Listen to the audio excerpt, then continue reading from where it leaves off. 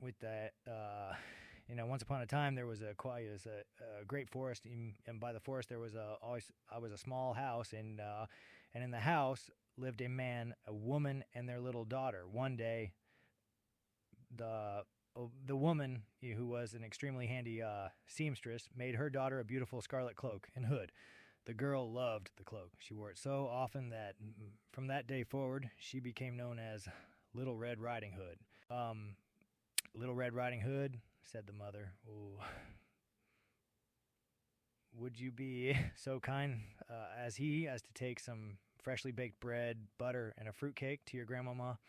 "I'd be delighted to, mother," said Little Red Riding Hood. "But it has been such a very long time since I have seen Grandmama. I fear that I shall not recall where she lives or even what she looks like." "My dear," replied the mother, "once you get going, you'll be sure to remember the way." Little Red Riding Hood set off into the heart of the forest. She carried a wicker basket lined with a red and white checkered cloth and filled with her grandmother's goodies. Little Red Riding Hood sang softly as she hopped along the forest path and watched the world go by. A beastly wolf heard Little Red Riding Hood's the sweet song, and the wolf was a nasty, greedy creature, and it longed for nothing more than to gobble up Little Red Riding Hood for his breakfast, but he daren't.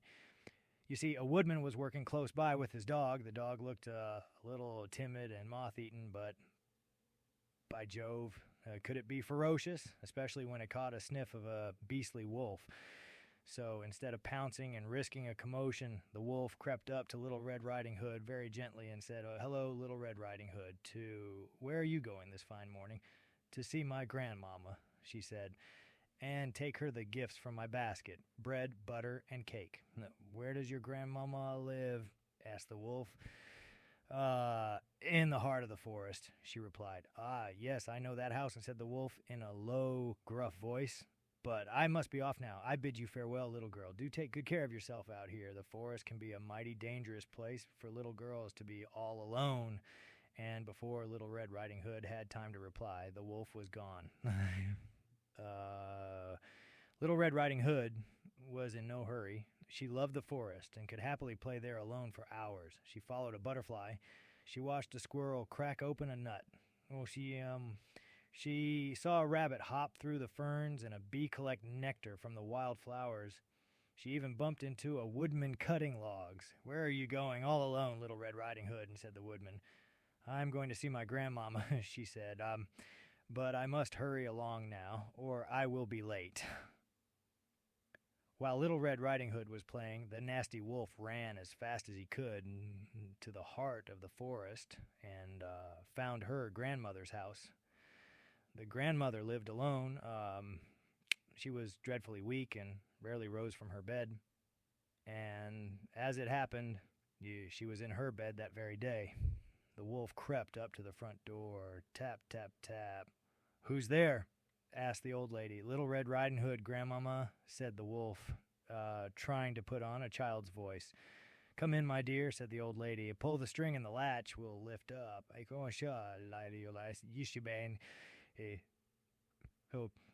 The wolf went inside. You can imagine the old lady's shock at the sight of the wolf standing in front of her. She froze in fear, and moments later, the beastly wolf, hungry from his run through the forest, gobbled her up in a single bite. But the wolf was not satisfied.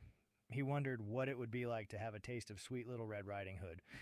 So he put on the old lady's nightgown and cap, got into the bed, and waited for a tap at the door. And it was an hour or so passed.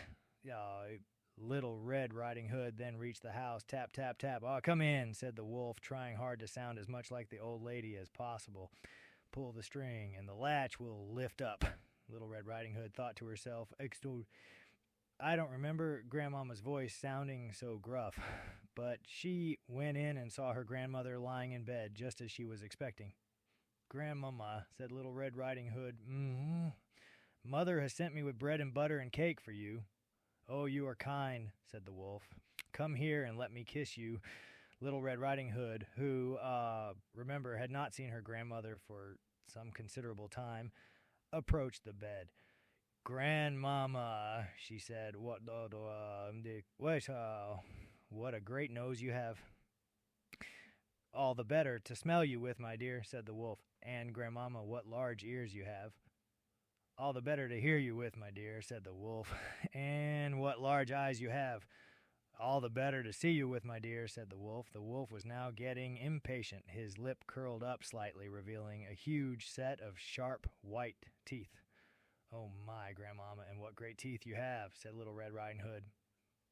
"All the better to eat you with," growled the wolf.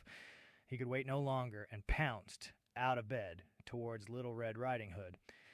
At that exact moment, the door flew open with a bang. The woodman's dog darted in and jumped on top of the wolf. The wolf made a whimpering sound as he fell backwards onto the floor.